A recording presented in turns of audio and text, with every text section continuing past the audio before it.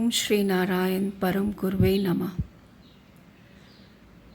My sincere thanks to President of New Delhi Shakha, Mr. Kallara Manoj, Mr. Ranjit Secretary, Mr. Shashankjan, and to all members of New Delhi Shakha for providing me a chance to present the thoughts which were compiled by my respected husband, late Mr. Balachandran MS, on the topic Meeting of Gurudevan with Mahatma Gandhi in 1925.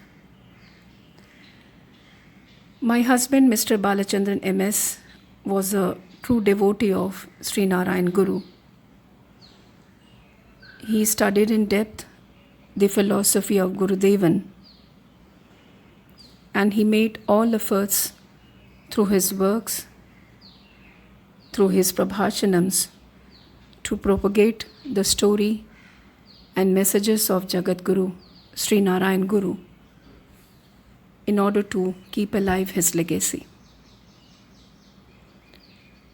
I would also like to appreciate the sincere efforts of the New Delhi Shakha of SNDP in organizing the online event on Sri Narayan Guru. These efforts are an inspiration to other members of SNDP to work fearlessly and to come together in the service of the great Guru. Sri Narayan Guru, a god in the human form, and Mahatma Gandhi, the father of nation, met at Sivgiri on 12th March 1925. During this meeting with Gurudevan, Gandhiji initially justified the caste system by saying that the leaves of a tree naturally are different in size and shape. Similarly, the difference between the humans was also a natural phenomena. But Param Guru, Sri Narayan Guru, negated this argument by the fact that though the leaves of a tree may be having difference of size and shape, but the juice from all the leaves is the same. Similarly, all humans are same in essence.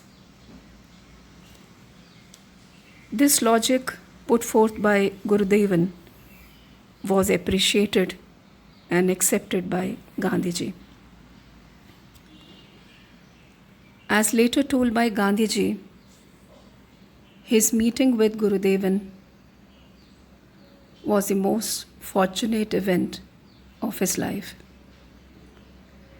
And this meeting changed his perspective and made him more focused on his struggle on untouchability. Like Gurudevan, Gandhiji also believed in reformation of society with eradication of evil and inhuman practices. He also believed in the upliftment of the downtrodden sections of society and in the empowerment of women. Gurudevan led untouchables and downtrodden of Kerala to fight for social justice and economic freedom. For this, Gurudevan gave them the message: enlightenment through education, strength through organization,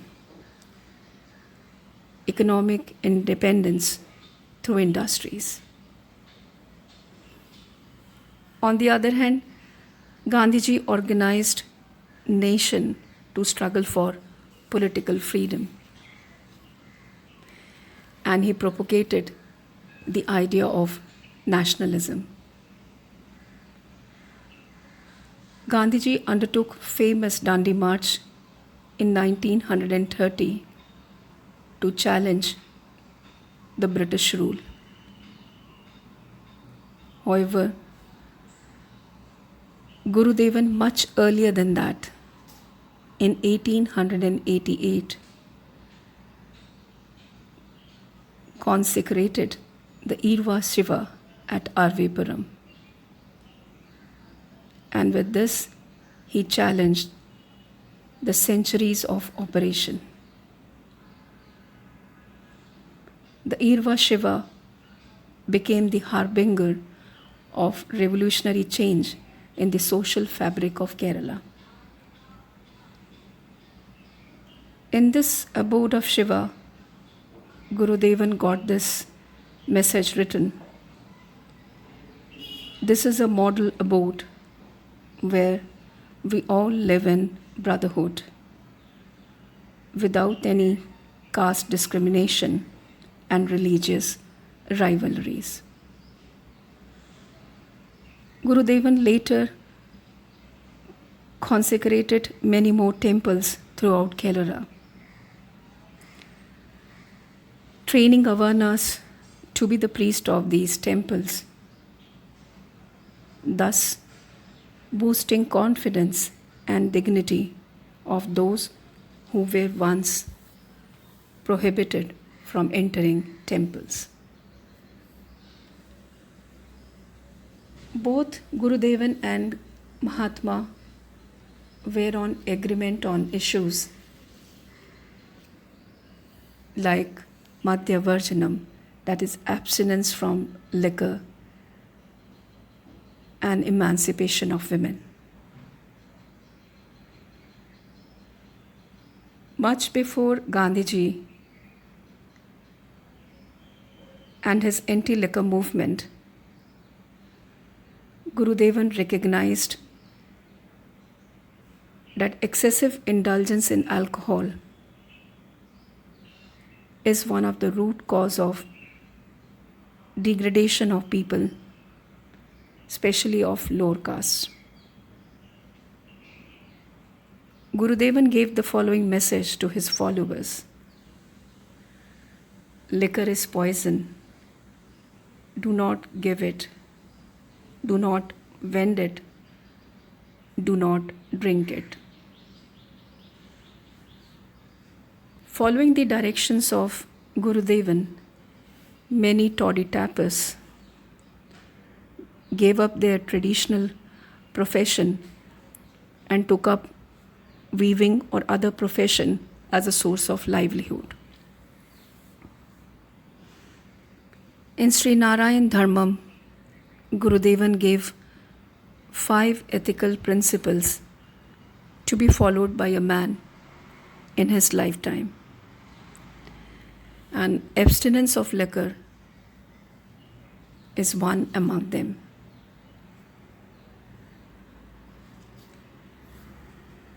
Gurudevan said that drunken is hated by his parents, wife, and children.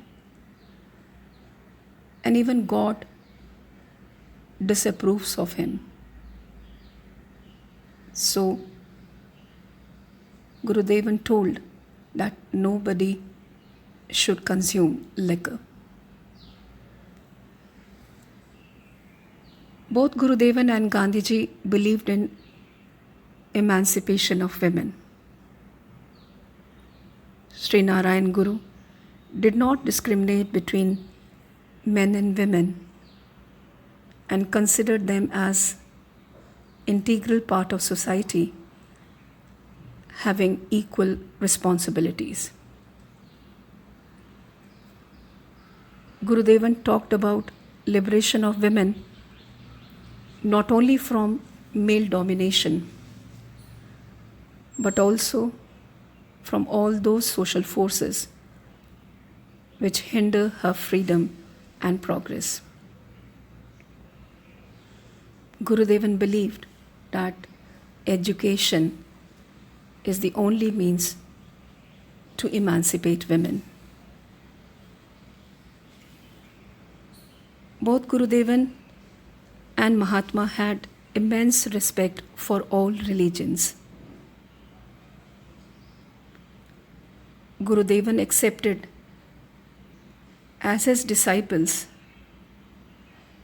men of all faiths. And in Advaita Ashram, his disciples were allowed to practice their religious rituals and prayers without any obstruction.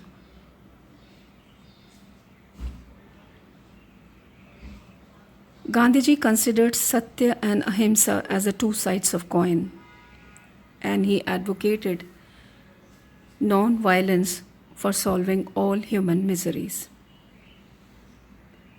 Gurudevan also believed Satya and Ahimsa as principles of a virtuous life. And he said that true non-violence means not to cause harm to anybody, any living being, either physically or mentally.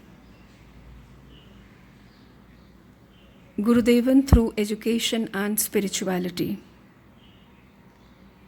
and Gandhiji, through national movement, changed lives of millions of people who were oppressed for centuries. The great, glorious Guru is no more with us in physical form, but he is like a shining star, guiding us always. May Gurudevan's grace lead us to the path of eternal bliss and supreme peace. May Gurudevan's blessings be upon us all. With these words, I end my talk. Thank you.